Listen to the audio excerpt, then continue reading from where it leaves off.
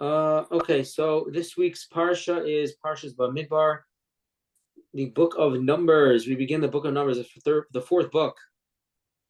And basically every single year, it always comes out before Shavuos. This Parsha, this week's Torah portion comes out before Shavuos time.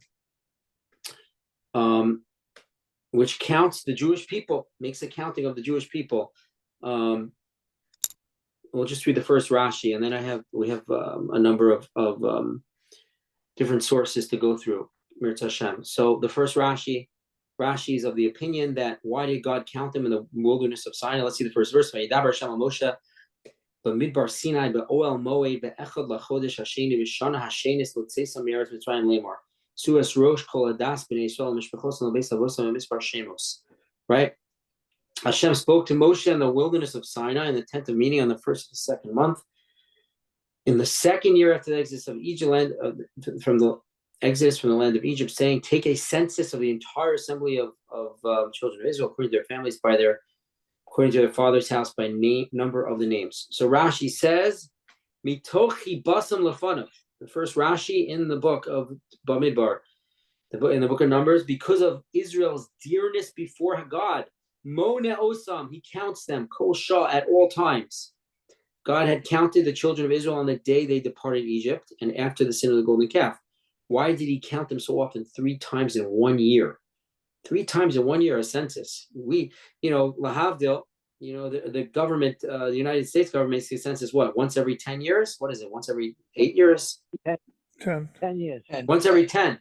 So can you imagine? The Jewish people got a census 3 times in 1 year. And without computers. Without computers, that's right. Moshe Rabbeinu gave them a blessing. He counted, via giving the half shekel. We're going to talk about that though. So he counts them. When they fall the synagogue, the golden calf, he counted them, laid them in minyan hanosarim to determine the number of those who remain. Not after the golden calf. Well, God doesn't love us so much anymore. We're not as endeared. No, right after the sin of the golden calf, Hashem is counting the Jewish people.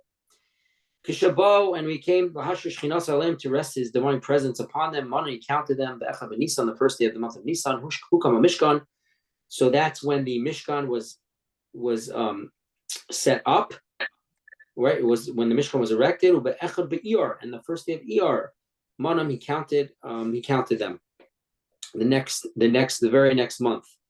So this is the census parsha, and it deals with the number of tribes of the Jewish people from age 20 to 60. That's how they were counted, from age 20 to 60, and it represents 20. Once your person's age of 20, he's standing on his own. He's supposed to, usually, especially in those days, but he's standing on his own 2 feet, so he's able to be counted. When he's before that, he doesn't have that same level of chashivas, of that same level of importance. In the sense of being counted on their own, the identity is still with their parents. But once they're 20, from 20 to 60, they have their own importance. So that's the idea of counting them from 20 to 60 years. Where did they get the shekels? That's a great question. From Egypt. From Egypt? They got all the material. They got the gold, all the material. They got to build the tabernacle. They got, Rashi even says, where did they get the acacia cedar? The cedar wood, the wood for the Mishkan. That you can't get in the wilderness. So Rashi says very famously that Jacob, planted by Jacob with divine inspiration, he saw in prophecy that they're going to build the Mishkan, and he told them to take it with them.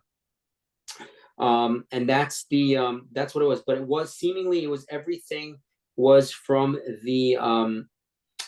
Egypt. Certain furs. But Egypt's monetary was not a shekel.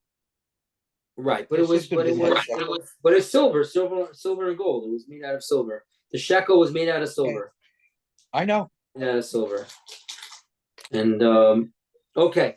So let's see the sources tonight. Okay, the first source I wanted to just go quickly over Nachmanides' introduction to this book, to the book of Numbers. You could see the screen, yeah? Everyone can see the screen clearly? Yeah, can yeah. you make it a little bigger? Yes, I can. Is that good? So A the little other way. bigger. That's good. That's good. One more. Okay. All right, that's Acher Sheber. Right. Okay, good. Let me know if there's any technical difficulties. Please don't stand on ceremonies and just tell me no, it's if good. an issue. Acher Sheber Torahs HaKorbanos B'Sefer HaShlishi. After explaining the laws of sacrifices in the third book of the Pentateuch, right? The fancy way of saying the Torah. The book of Leviticus.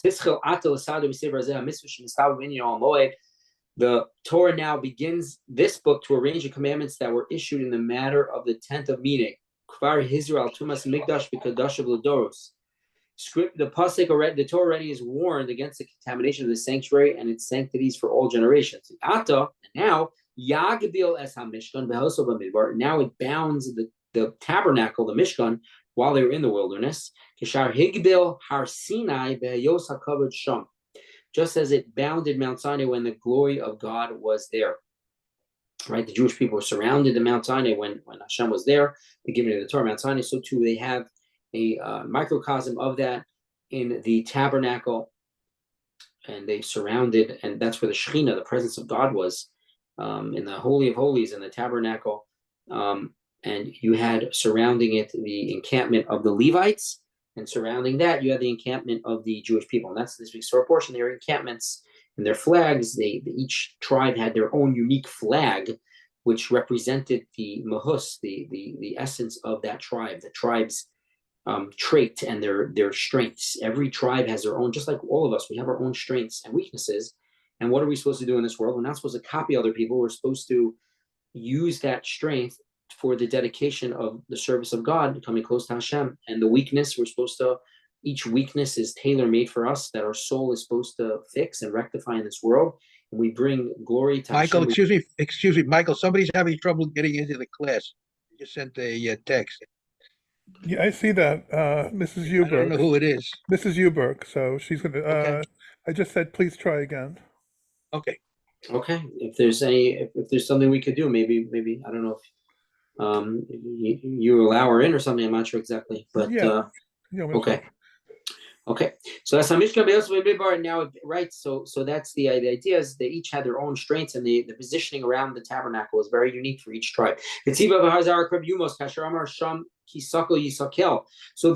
Nachmanides, the Ramban over here is making a parallel between when the Jewish people received the Torah on Mount Sinai and the 40 years in the wilderness in general, when they had the Mishkan, the tabernacle.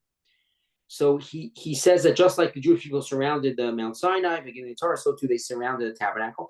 And just like we find any alien who approaches shall die, right? Below it says, right, no one can just go in the tabernacle, the Mishkan.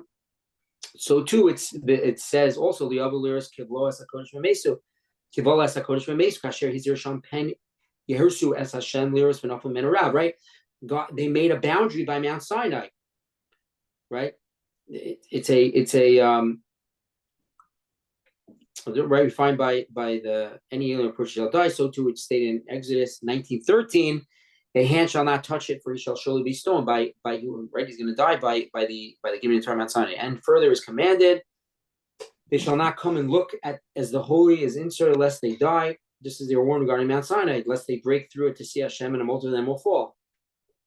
So there's a parallel. But Tzivu Shmartim es Mishmeres HaKodesh v'es Mishmeres HaMizbeach Asher Amar v'gam HaKohanim hanigoshim el Hashem hiskadashu v'Hakohanim v'Am al Yehersu. And further, right, you shall safeguard the charge of the holy and the charge of the altar. Also by Mount Sinai, even the Kohanim shall approach shall be prepared, but the Kohanim and the people, they shall not break through to ascend the mountain. Right, they weren't allowed to go on Har Sinai when they give you the term Mount Sinai. It was mukdash. It was sanctified. So there's a connection between the Jewish people. 40 years in the wilderness, they had the presence of God, the Mishkan, to a similar idea which they found, which is by Har Sinai. Says Nachmanides, behold, the Torah commanded further how the safeguarding of the tabernacle and its vessel shall be. And how they shall encamp around the tabernacle, and the people shall stand from afar. Okay. So this is all in the book of Numbers. And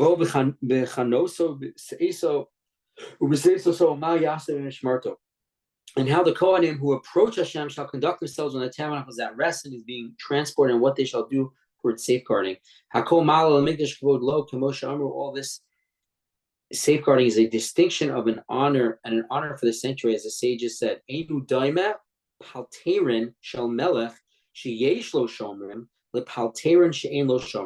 A king's palace that has guards is not the same as a king's palace that has no guards. So that's why we're supposed to elevate and raise up the honor of Hashem and God. So the Mishkan was just that place, and that's why they had guards. They had the Levim, the Levites who took care of it, the Kohanim, the priests that did the service, the Levites that guarded it, similar to a king and a palace. I just want to welcome Mrs. Uberg.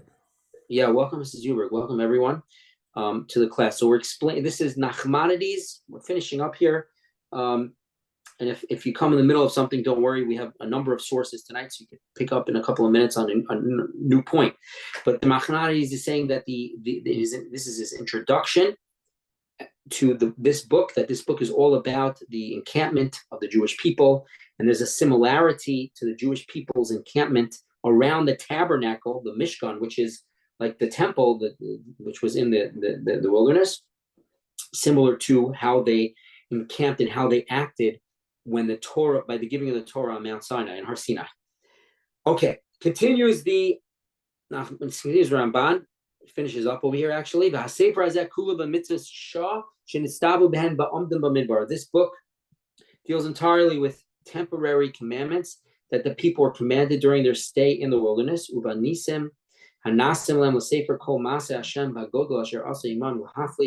with the miracles that they were performed for them, as to relate all the great works of Hashem, which he did wondrously for them. Okay, it's a lot of verses that are borrowed, that Nachmanides many times, as he writes very poetically, and he takes verses from the entire Tanakh as he's writing in his commentary. And this book relates how Hashem began to deliver their enemies before them by the sword, right? Parshas Balak, right, and Sichon and Og, right, and coming into the other side of the Yarden, of the Jordan. It's also in this week's Torah, in not this week's, but in this book. And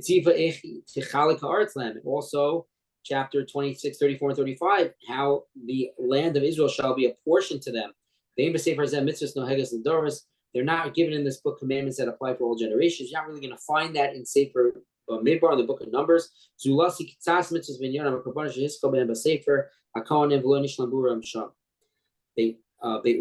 Except for a few commandments relating to the offerings that Scripture began issuing the book of Kohanim and Leviticus, and their elaboration was not completed there. The Scripture supplemented them in this book. So not many commandments in this week's Torah, in this week's Torah portion, for sure not.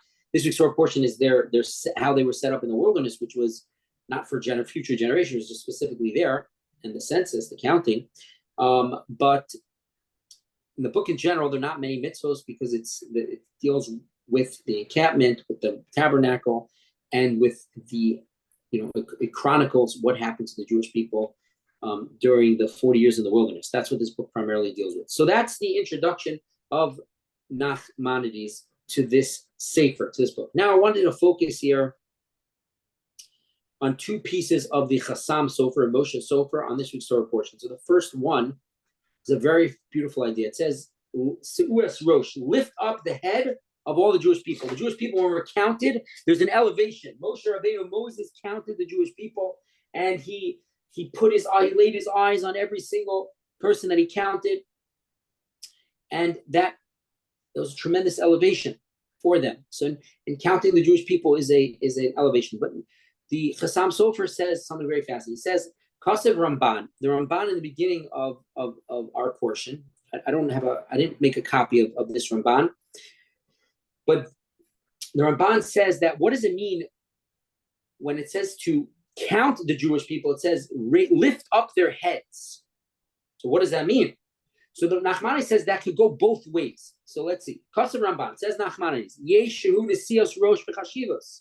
There's an elevating of a person's head, so to speak, and counting them, mentioning them, and it's the chashivos. It's a sign of honor, of dignity, of importance. The yesh kamoi sav resha de palan. But he says we also find, off with his head,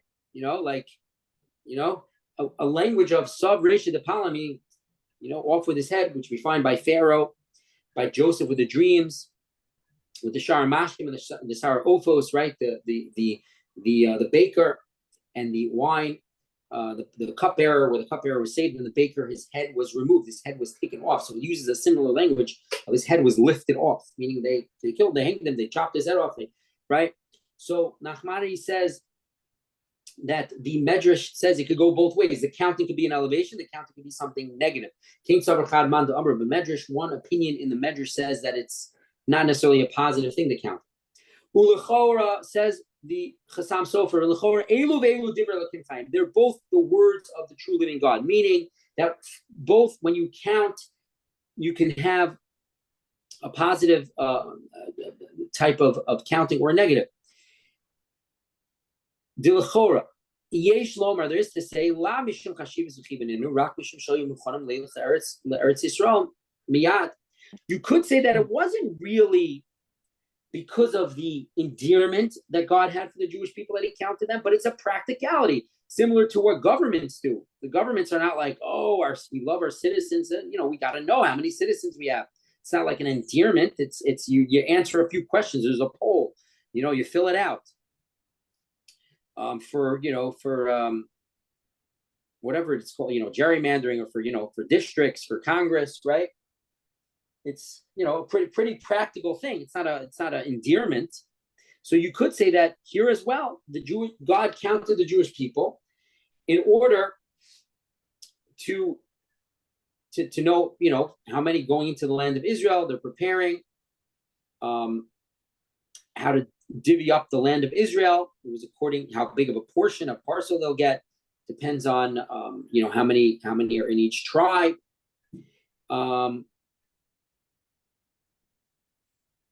You need to count them according to their tribes. Now they're about to go into the land of Israel, right? Leda, to know Chalukas arts, to divvy up the land. Ki B'shana Rishona says in the first year, Lo nimnu elo be'arbuvya v'lo b'ni kol shevet. And the Bali Atosva says that in the first year when God counted the Jewish people, it was not according to each tribe. It was a mixture of just how many Jewish people there are in totality. Over here, though, it's according to the tribes. However, since it was revealed before God that they're not going to enter the land of Israel, the people that were counted in this counting, in our portion, from 20 to 60, they were not going to go ultimately into the land of Israel. Right? Because we know the sin of the golden calf. I'm sorry, the sin of the spies. They didn't go into the land of Israel. And says the Chassam Sofer, that's why the tribe of Levi was not included in this counting.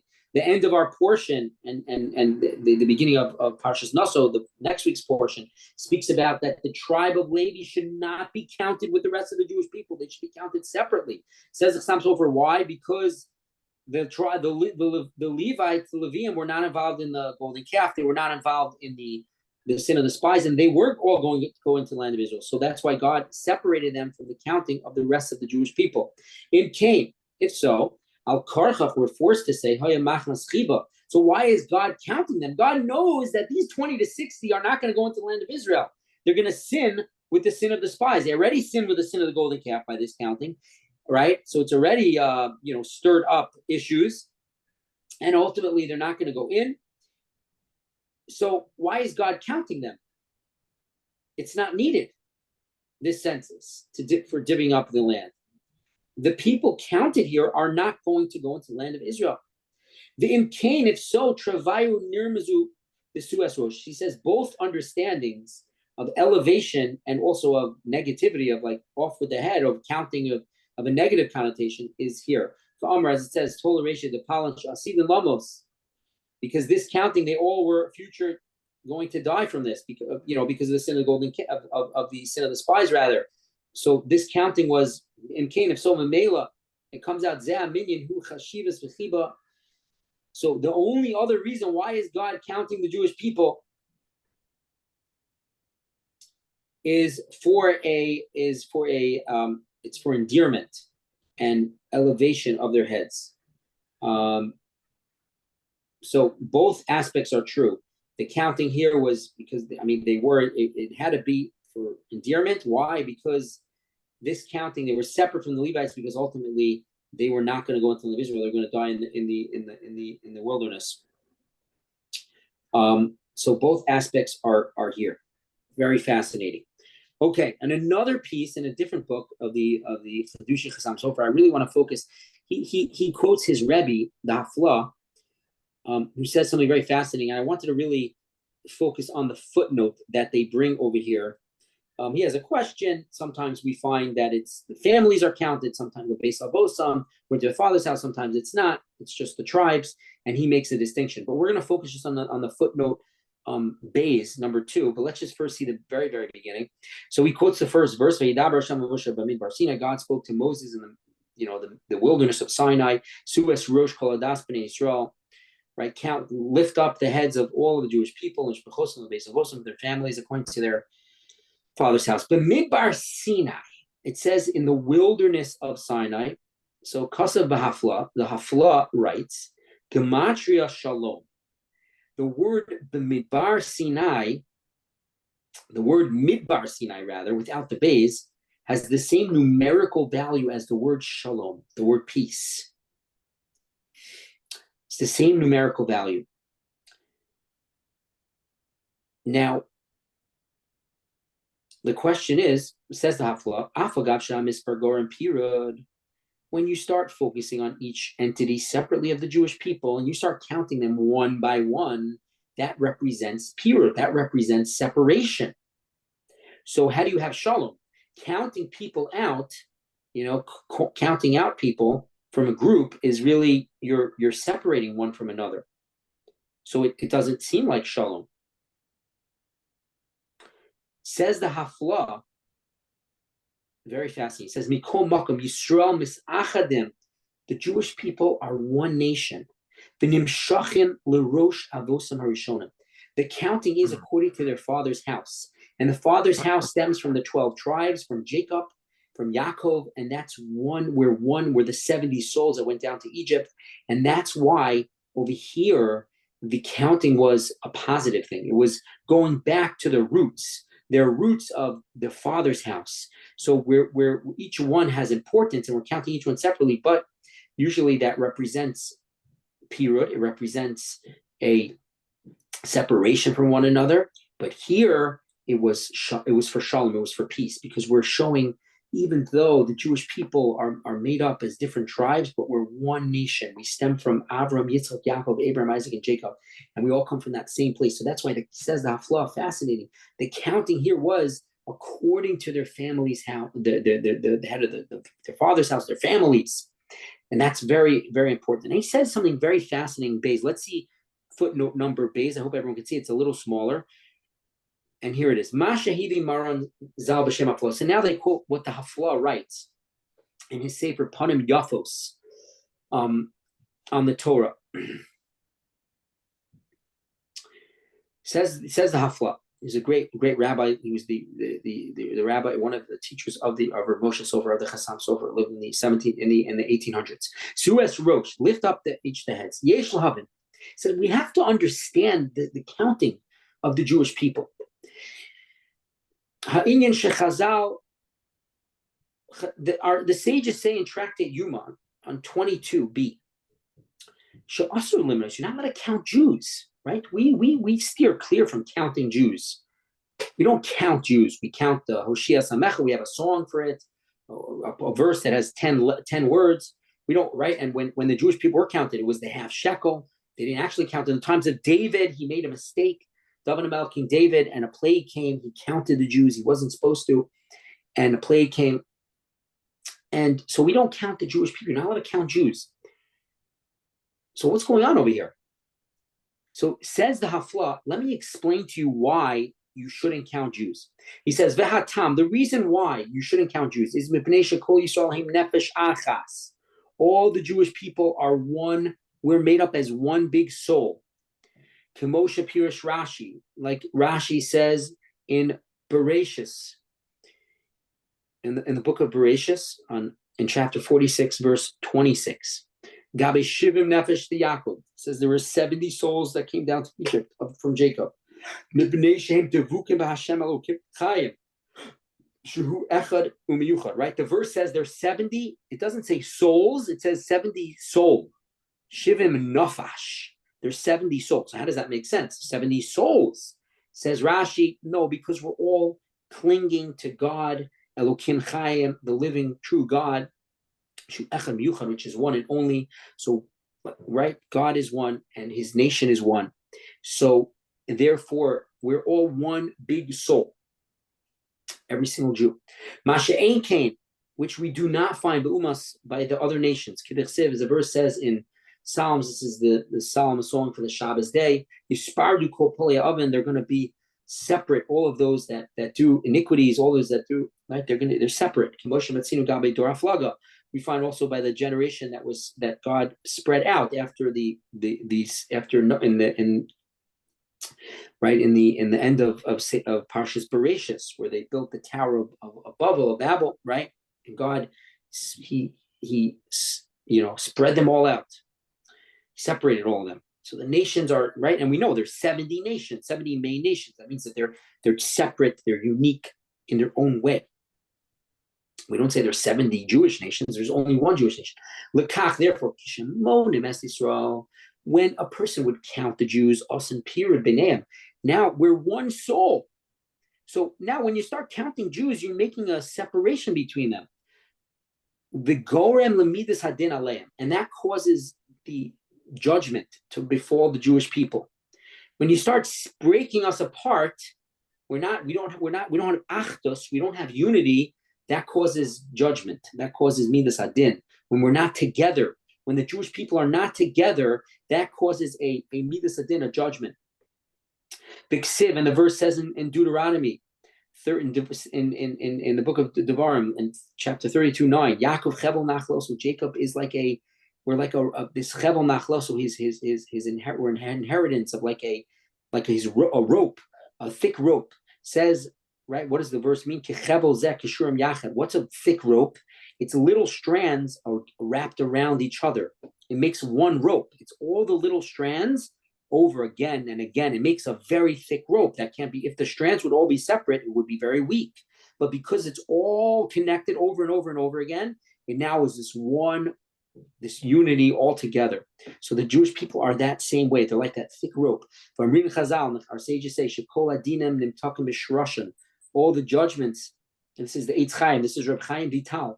Reb Chaim Vital says, Shekol adinam, all the judgments, nimtakim, are sweetened, meaning we were able to get around judgment, strict judgment in the world, God forbid, right? B'shrushan, by our source, by Shekulo Toi B'loi Ra Klal. We're all, when we come all together, we're all good without any bad. As the verse says in Eichan, Lamentations, from on high, there's no good, there's no bad or good. It's on high, it's all good. When we tap in on that unity, that oneness, that we're one nation connected to God, we're above all that the evil that comes down. The evil comes down when there's disunity down here on earth. When there's Ra means right, the Ramban Nachmani says Ra, the language of Ra means you're separate from God. Evil comes about because we're separate from Hashem. We're cut off. We're not cut off, but we're the Jews never cut off, but we are we're separate. We're like pieces. We're removed. So when you're removed, you're that separation. That's what represents. That's where evilness comes in the world. Bad comes in the world because we're not connected to dialed into that oneness of God. But therefore, when God commanded when God, blessed be He, commanded them to count them. Omar, He said, Suas Rosh Kol Adas B'nai Yisrael, count all the Das B'nai Yisrael, the entire congregation of the Jewish people. The Hainu Sheisa Osam L'Shrasham, count them according to their roots. Shu Achdos Hamiti, it's the one truth, their real, their Achdos, their unity, which really makes them up. Yesh Od Remez, and there's another. It's alluded to in another way. Parshas Bamidbar Sinai. It says in the Midbar Sinai, right? What does the first verse in our portion say? It says Hashem said to God, right? God said to Moshe Rabbeinu in the wilderness of Sinai. You just say God said to Moses. Does the geographic location is that important? Where God told Moses? What's the importance of spelling out? By counting the Jewish people, the wilderness of Sinai. Of course, we know they were in the wilderness of Sinai. For 40 years, they were in the wilderness of Sinai before they went to the land of Israel. At the end of our portion, again, it says they were counted in the wilderness of Sinai. Again, it emphasizes the wilderness of Sinai. Says the Hafla, Inyano, what is this? What's the Inyan over here? What is the Torah trying to bring out here? What happened in Mount Sinai? The Torah was given. Har Sinai, right? On Mount Sinai. And what was that? The Torah was not given to the Jewish people until we had Achdus and peace, unity. We all were one. As the very famous verse, Moshe Pirish Rashi, Parshas Yisro, we're going to, God willing, be reading it on Shavuos coming up. Vayovo Midbar Sinai, they came to Midbar Sinai by Gomer, and it says Vayichan Sham Yisrael Neged Ahar, right? And they encamped, the Jewish people encamped by opposite the mountain on Mount Sinai before the giving of the Torah. And there the Torah uses again a Lashon Yachid, a singular language. It should say Vayachanu, they encamped in plural, talking about the entire Jewish people. Why does it say singular, like one person encamping? Rashi says, they were like one person with one soul. The Jewish people represented the unity, the remez ladavar. And it's alluded to ki mispar midbar Sinai, because the numerical value of the word midbar Sinai is misparo, ki mispar shalom is the number shalom. So once we have shalom, we have peace, we're able to receive the Torah, and says the Hafla, you're able to count the Jewish people. You can only count the Jewish people when it doesn't cause a pirud, when it doesn't cause a separation. But when we get to our root, we see we're really all one. We're all big one soul. That's why sinas chinam, baseless hatred, is a terrible sin, and why we're in exile. Because baseless hatred is not realizing that every Jew, our souls are all one soul. We're one big soul. Well, that the 600,000 souls that represent the Jewish people is one. It was created as one big neshama of the Jewish nation. So to hate another Jew, or to not get along with other Jews, not to have shalom, not to have peace, is like, your right arm, your right hand hitting your left hand. Like, what are you doing? You're crazy. It's the same thing. Technically, one is on the right side, one's on the left. It's two different hands, but it's one body. It's one big, right? So like it's like you're connected, right? So the Jewish people as well were that one neshama, one soul, and that was a prerequisite to receive the Torah Mount Sinai. And the Hafla, very fascinating, says a prerequisite so that there shouldn't be midas hadin, judgment. By counting the Jews, it causes an ayin hara, it causes an evil eye. But when we're all together and we connect to the mishpachosim, to the families, and one, then it negates that, and it's not midas hadin. Okay.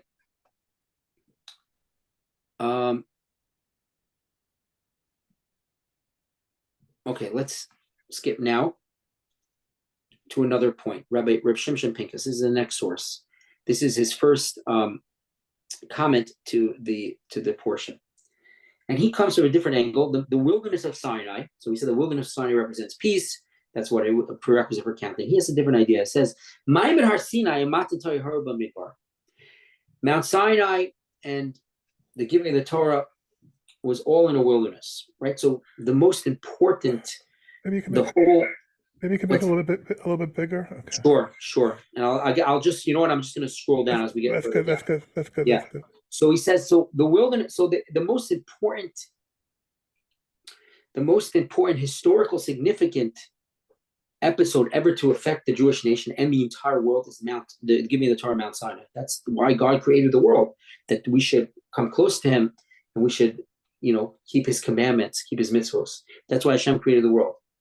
So the giving of the Torah, there's not much fanfare in the sense that it's given in a wilderness, a desolate place. So Yesh HaShoalim says Reb Pinkus, Reb Shimshon David Pinkus of blessed memory. There are those that ask, why wasn't the Torah given in the land of Israel? Hare Avir Eretz Yisrael Machim, the land of Israel makes one wise. That's the Talmud in Baba Basra, tractate Baba Basra, on 158b. So Tushasa Tashpi Ala Mekaplim, right? There's a holiness in the land of Israel that we could, it's hashpa, there's an effect on it, we can receive. So Shleimus HaTorah v'harbe mitzvos of Einu Elabar, it's many, to do the Torah in its entirety and many mitzvos you can only do in the land of Israel. So it seems like, two peas in a pod. Give the Torah, where else but in the land of Israel? That's the eye of the universe. That's where God started creating the world, right? It's the center point of the entire world, not because of its size, but because of its rarity and because it's so unique. Rabbi Eitan Feiner has a beautiful idea that he says that the land of Israel, we have to realize that even though it's, the state, it's smaller than the state, or around the size of the state of New Jersey, they say it's smaller than the state of New Jersey, says that when let's say you have, Babe Ruth, the baseball card, the original, or, Elvis Presley's report card, he says, probably nothing to write home about Elvis Presley's report card when he was in grade school, right? But, it goes up for auction, millions of dollars. So if you take the value itself, what is it? It's a piece of cardboard. Doesn't really, but because of its rarity, because of its uniqueness, because it's so exclusive, that gives it that it's worth millions of dollars. The Babe Ruth card, the one card left in the whole world, right? The greatest baseball player that ever lived, right? So if you fancy such a thing and you have a lot of money to waste, millions of dollars. So it's the land of Israel as well. It's not, you can have tremendous amounts of land and everything else in it, but it's the rare uniqueness of the holy land that makes it, that elevates it and higher than anywhere else. So continues on this idea. Umadua hiktim HaKadosh Baruch Hu nasnos haTorasai od kodim shagil Eretz Yisrael. So why did God make it that he gave us the Torah before we went into the land of Israel? So he says, Bira Davar, the explanation is like this. Near it appears. Al Pi Drashas Chazal, like Chazal tell us the Mishnah in the end of Tractate Tainus. Al Pasuk B'Shir Hashirim, the verse in Song of Songs says, B'yom chasu naso, b'yom simchas libo, the day of your wedding and the day of the gladness of your heart. So what does it mean, the day of our wedding? Says, what does King Solomon mean in Song of Songs when he says, like the day of your wedding? Shechasu nasa zeu matan Torah. Says what says the Mishnah, that it means the day of the Torah was given. That was the wedding between God and the Jewish people. That's the knot and the connecting of the Jewish people with God. Al Yidei HaTorah, through the Torah. That's how we get connection to God. That's like the wedding. So Kedesha Shaychas Tiesh Mishulemes V'lo Yafros Shalei Siach Das L'Dvar Machirim, says Reb Pinkus, we need to have it needs to be a complete connection without anything else on our mind. Nothing else is happening, right? Like a wedding day. A wedding day, you don't also plan on the day of the wedding, the honeymoon and also when we're going to buy the house, we're going to do it all in one day. No, the wedding is just the wedding. Just want to welcome Robert Berman.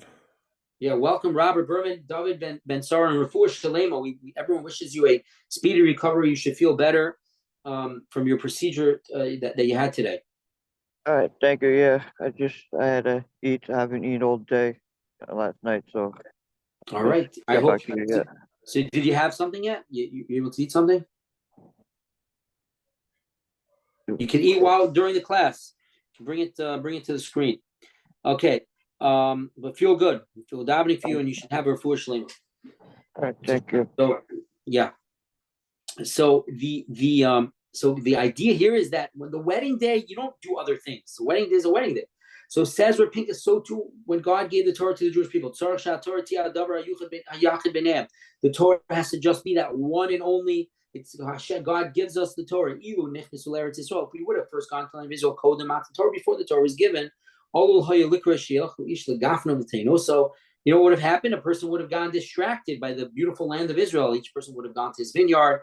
They would have gone to their fig tree. The Torah Mati Aleh. What's going to be with the Torah? They're going to be so excited about the land of Israel itself that they might forget. So therefore, our Bayim Shana Bamidbar, the 40 years that the Jewish people in the wilderness, the Jewish people were not involved in their field or their vineyard. The 40 years, he says, Rapink is fascinating. The 40 years the Jewish people were in the wilderness, they got the Torah Mount Sinai, that was the wedding, and the 40 years was just them and God and the Torah, and that was like the Yichud room, right? We know the Yichud room, according to some opinions, chuppah means a canopy entering, going, bein habal v'isha, between the husband and the wife. So we know that there's that part of the wedding ceremony is where they go into a room secluded. This is representing they're going into one domain, and now they are husband and wife. So that's what one opinion of the Rambam Maimonides holds, believe that's what chuppah is. So we also have an actual canopy. We fulfill all the different opinions of what chuppah is, but the bedekin, they put the veil over the bride as well. It's another opinion what it is, but so it's that unique status of now it's just us two. Now we're a couple. So to God, the 40 years of the wilderness is like the cheder, the yichud room, the room where their husband and wife are together. It strengthens the bond. We immediately start to strengthen and build the bond between them. He says,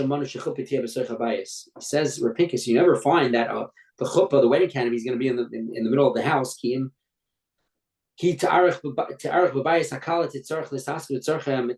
Right? The cow is going to go run off into the kitchen now. That's not the right place, right? The wedding is just the wedding. You're not setting up your house now. You're not right. She's going to run off. He's going to go this place. She's going to go that place. He's going to go to the study or whatever, right? So he finishes off this idea of a midbar in the wilderness. We did not have any of the mitzvahs that were incumbent on the land of Israel. They could not fulfill them yet. They got them. They got all the mitzvahs in the wilderness, the 40 years, but they were not able to be involved in it. It was just their involvement was just in the Torah. And then you can have it's ingrained in the Jewish people's hearts forever, for future generations. HaKesher, right? The bond, that Dvekas, clinging to that the Jewish people cling to God, like the Torah Kedosha, through the Holy Torah. So that was the chasana. That was the wedding and the yichud room between the assembly of Israel and their Father in heaven and God. And that's why it was specifically in a wilderness. No other distractions. If there would have been distractions, it would not have worked. And that's the idea which we have as well. Okay. One final source, which we have here, is with the actual counting. So if we go through the portion, right, we have the Jewish people counted separately, and the Torah goes through. Right, the Torah goes through. So let's go back for a moment to the portion here. So we have the counting. So let's just go through here. Okay, so it goes through Reuven, the first tribe, 46,500. Okay, then it goes through Shimon. Just go through a few of them here. Shimon was 59,000. Okay, Gad was 45,000. Judah was 74,600. Right, Yisachar 54,000. Right, 57,000, 50 to 70,000, basically 40,000. Menashe was 32,000. Benjamin was was 35,000. Dan was 62,700. Very fascinating. Dan really only had a Hushim ben Dan, so it's very fascinating that the tribe of Dan, Dan only had one son, and his tribe was pretty big. So very fascinating how that works. And he was also deaf. So you think, if we were living in the times of Jacob, of Yaakov, we'd say, oh, the tribe of Dan is going to be small. He's got one son, Hushim ben Dan, and he's deaf. Doesn't work that way in life. Don't ever. We don't know the calculations of God, but ended up being quite a big tribe. But let's go to Levi now. The tribe of Levi, right? So to just skip a little bit here. Okay, I have a question. So Sure. are these numbers like rounded off, or or are they exact? Because if they're exact, then it's like amazing because none of them have like 760,423. They're all like rounded off to the to the next zero, basically. Yes, the Ramban deals with that. That's very well. Let's see. The Ramban deals with that. Nachmanides does bring that up, and I believe he does say it was rounded. I don't remember offhand. But first of all, some of them. Let's see here. Some of them were. Let's go back for a moment. Some of them were exact, right? Let me see. Mm-hmm. Right. Yes. Right. 57,400. Right. 45,500. Right. There's no like 532. Right. That's what you're bringing. Right. Yeah. Nachmani, the Ramban speaks about that. Yes. The Ramban, I believe he says that it was rounded off, and he explains why. I don't remember offhand why that was so. But that is the Ramban does speak about that. That's a very good point that you're bringing up. Yes. That it wasn't. It was rounded off. It was. I think I'm trying to remember. It's like it's to give a full number. A rounded off number is the I guess more of a kavod. I don't remember what he says. I don't want to say the incorrect thing, but that's a good question. I think the Ramban deals with it. I'll try to send it to you later what he says. Now we come to the tribe of Levi. So that's 339. So it's the end of chapter 3, Paragimel.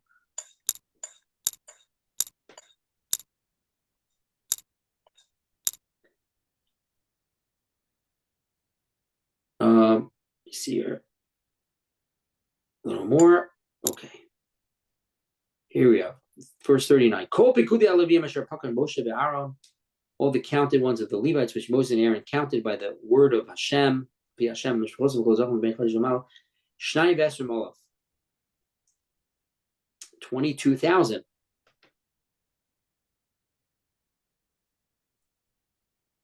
So the Rashi, by the way, might deal with your question as well, Mr. Harmon. I don't remember. Rashi himself might deal with it. We'll have to see. But anyway, so it's a very small number. 22,000. The other tribes are ranged from 40 to 70,000.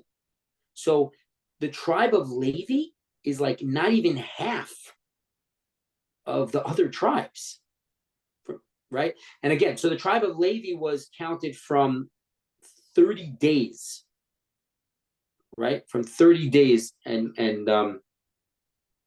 so the other Jewish people were 20 to 60, and the Levites were from 30 days and to 60, right? Which is also a very interesting idea that the Levites, from when a child reaches 30 a month old, so then they're already considered more having endurance and lasting. The first 30 days are critical for a child, because if there's any serious issues, it could be very dangerous to the child. Child might not make it, but once it's 30 days, so then it's going to have a kiyum. It's going to endure usually. And the idea also is that the Levium, because their whole life was filled with holiness, that already a small child was already you knew was going to be very great. Whereas the Jewish people, the rest of the tribes, it started at the age of 20. That's when it's when a person's grown up and has matured spiritually and otherwise. That's the idea. So let's go back to the source here. And source sheet. This is a very fascinating. This is from the Sefer Kmotze Shalorav. So he gives two different ideas about the tribe of Levi. Why was the tribe of Levi so small? It's only 22,000. So that's the verse we just saw. It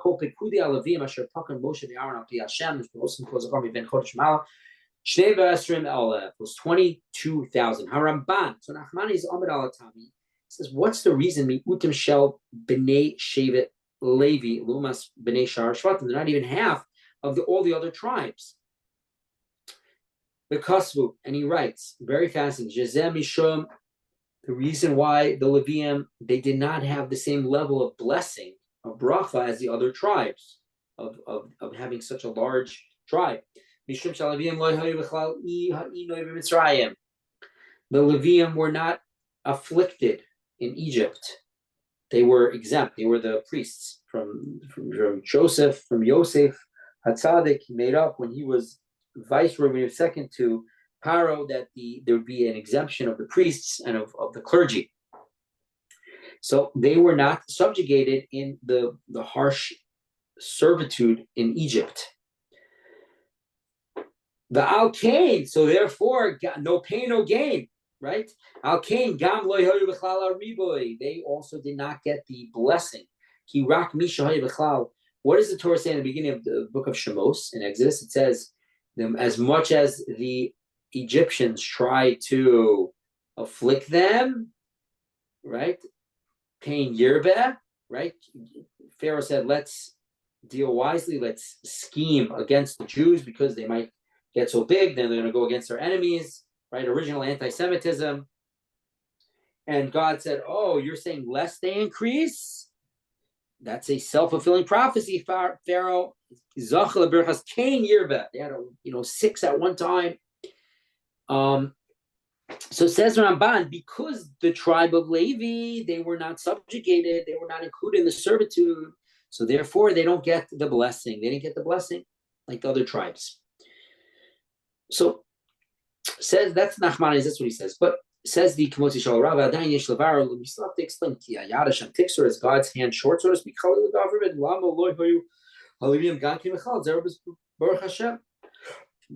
God still could have blessed them. They're still part of the Jewish people. Lifras, Liras, Kasher, Kishar B'nai Yisrael, like all the other Jewish people. So he has two ideas over here. His first idea is from the Pnei Aryeh Zuta. This is Rabbi Aryeh Leib Cordura. So he says an interesting idea. He says that when the Torah says that the tribe of Levi was only 22,000 from a month and up, he says like this: they were even bigger, more numerous than the other tribes. The reason why there's only 22,000 of them in the Torah is was because the Levium's counting was right. Yes, the Levium's counting. The rest, I made a mistake before. The rest of the Jewish people was from 20 to 60. The Levium was from age a month to 20. So because says this explanation that what were the Levium? What were they chosen for? They were chosen to do the service. Why? Because after the golden calf, the firstborn lost that right. It was supposed to be every firstborn from all the tribes was supposed to be the designated Levi. That's what he says. The Levium were counted in order to redeem the firstborn of the Jewish people. They were in lieu of the firstborn of the Jews, the Jewish firstborn that they lost it by the sin of the golden calf. All the firstborns that sinned with the golden calf, from 20, you are considered liable for punishment in heaven, right? So they already were killed. Some died of sword, some of the plague, like Chazal say, right? Those that remained alive, they were the firstborns that were not yet 20, so they weren't judged. They were not liable for punishment till the age of it's from 20 that a person is liable for punishment in the Torah of Bidei Shemayim from the heavenly tribunal. So during the sin of the golden calf, these firstborn that were under 20, they didn't die. So says this explanation that the Kamotz Shal Rav quotes, the 22,000 were in place of these firstborn that were under 20 that didn't die because of the golden calf. So they were their age. That's why it's only from 30 days till 20, because they correspond to the children from 30 to 20, firstborn of the Jewish people that they were redeeming, because the rest were killed. Them themselves were just 22,000. It was just 22,000 firstborn that were still alive. And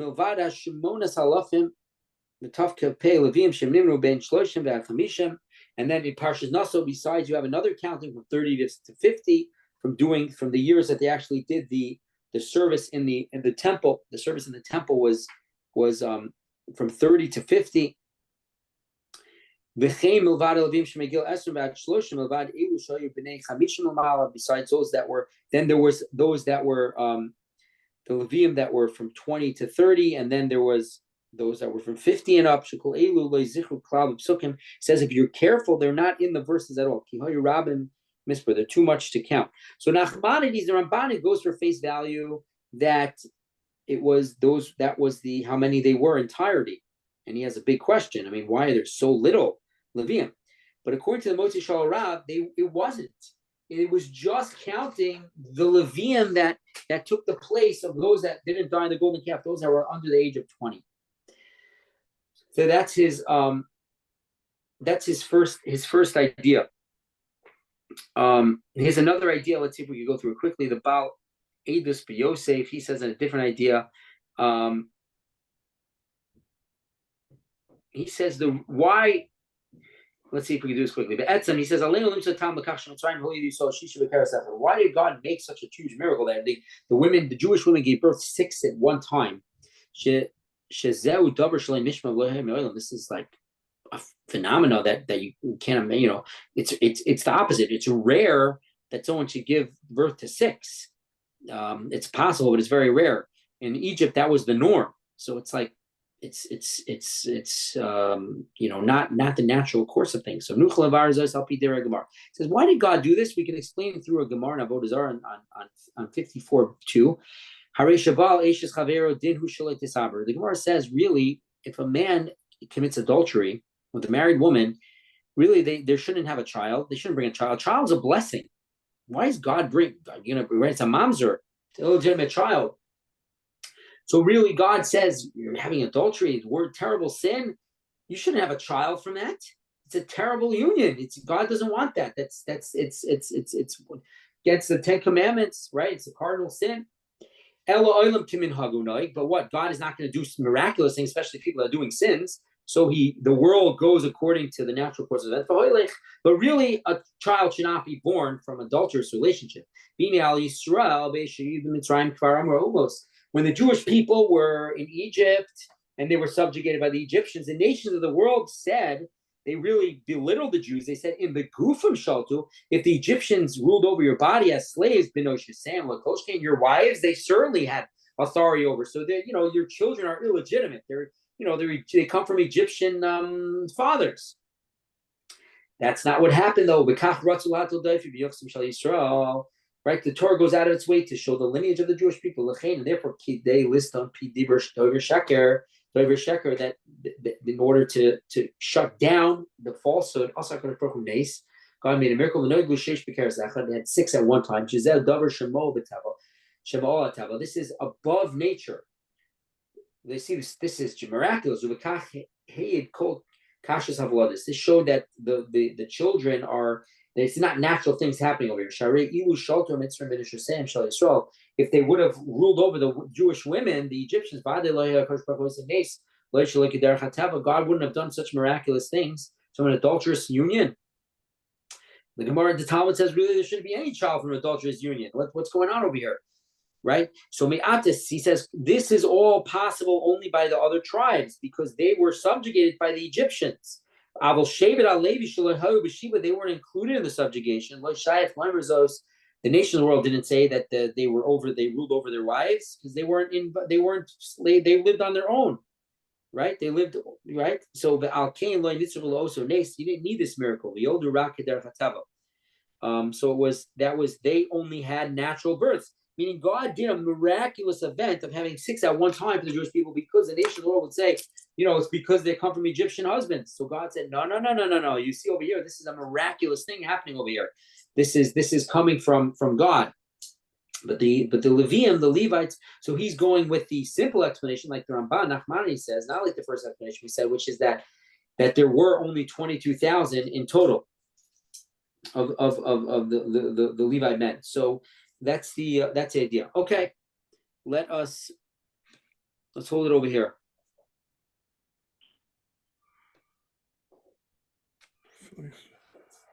Recording.